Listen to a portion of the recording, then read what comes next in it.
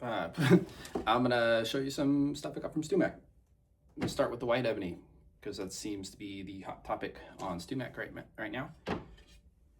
Number one.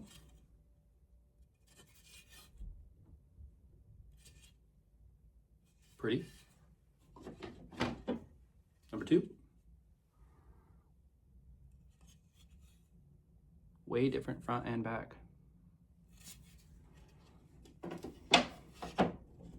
Number three. Number two and number three look very similar. And number four. All four.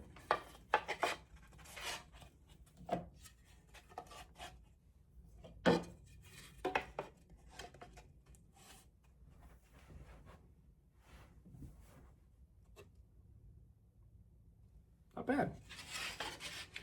The brown is way browner than I thought it was. In the pictures on StewMac, they make it seem like these are almost white, which is what they called it. They called it white ebony. Doesn't seem very white to me, seems brown. To compare those with something that's not white ebony, I have grade 1 ebony. So this would be just one letter A on the ebony. So let's take a look at this.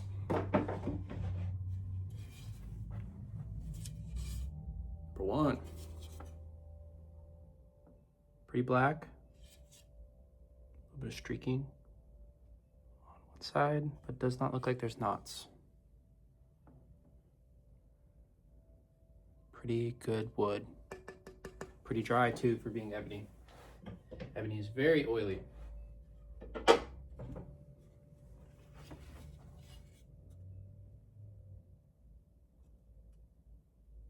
Very nice piece. A little bit of run out, right? You see all these grain lines go all the way from right to left, which is not what they advertise on their website. They advertise that even the grade 1 ebony pieces go very parallel to the saw. So a little bit of runoff going up on this one, but very pretty. And also fretboard structural integrity doesn't matter as much like a neck would need, just because they're not under a ton of force like the neck or the body would be. Here's number 3. This one's super splotchy on both sides. This honestly should have been thrown in a wood chipper. Sorry, because it's just so ambiguous where any of the color's at. You know, it's just a total mess. And this really could not be rectified. I mean, you could dye it, but it's just, I mean, look at it. It's just, it's ugly, man. I mean, compared to, if you take a white ebony one, this, I mean, even if you're not into the whole two-tone look, at least there's clarity in the structure of this piece, right? So definitely sending that one back. And then this is number 4. Streaking. Don't see any knots. Not a bad piece. Seems straighter too. So like that, this streak, right, starts, curves, but comes back and then goes down. I think this is a separate curve. It's really hard to see these when they're not sanded, like where the grain lies, but pretty good piece. And this could be dyed jet black with some Feeblings or some Higgs leather dye and then polished. So this could look pretty good for 12 bucks too. So these were $12.50 and then these were $15.99. Okay. What I think is going on is that these pieces are where the inside of the tree terminates into the outside of the tree. I don't know too much about trees, but I think this is like the inside sapwood, where sap is transferred up and down the tree, and then this is like the outside of the tree. Not the bark, but you know, like not the interior of the tree, not the inside. And so this is where it like transitions to a different part of the tree. And you guys sometimes have variations in that, but you also have a clear delineation between parts of the tree that go from one area to the other. And I think that's what these are. I also, again, I think I already mentioned this, but I'm a little disappointed about how they've marketed these. They've marketed them like as if these are actually white.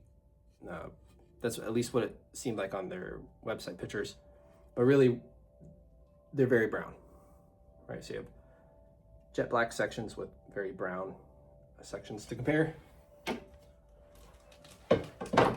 Before I get ahead of myself, here's all four again.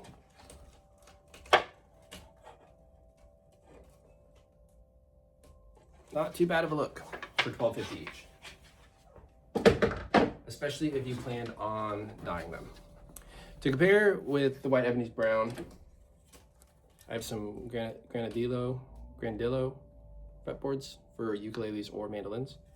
So this is a pretty dark, I would say poopy brown, and this is a very like fresh, almost rosewood, light rosewood maybe, brown. So these were $5 each, and so I may make a ukulele or two, so I wanted to get a couple fretboards just in case I do that. These are all four of them to start. So let's take a look at these two first. I would say that these two are probably the ones I would send back. I don't know if that's like a crack. That might be a crack that they sealed up with glue right there. Yeah, that doesn't look too good. This is the other side. So this one, both of them. This one's grain's pretty straight, so that's awesome. And then it has saw marks. So, not bad, but these two are super pretty. So this one's super smooth. If you look, hard to see, way different. These almost look like two complete different woods. But just look how smooth this one is. Smooth, simple.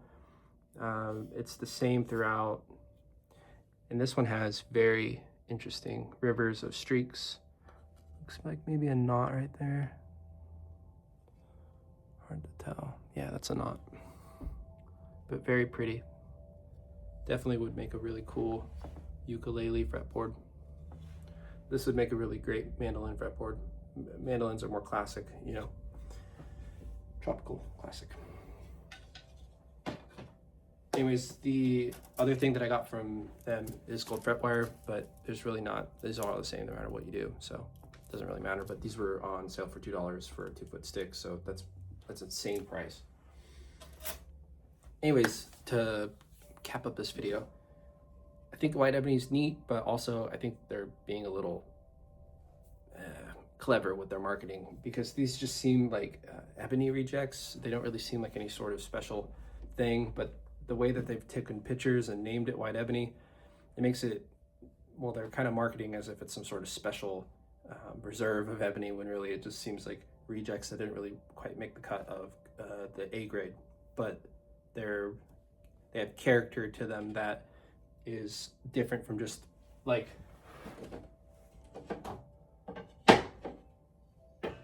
this one.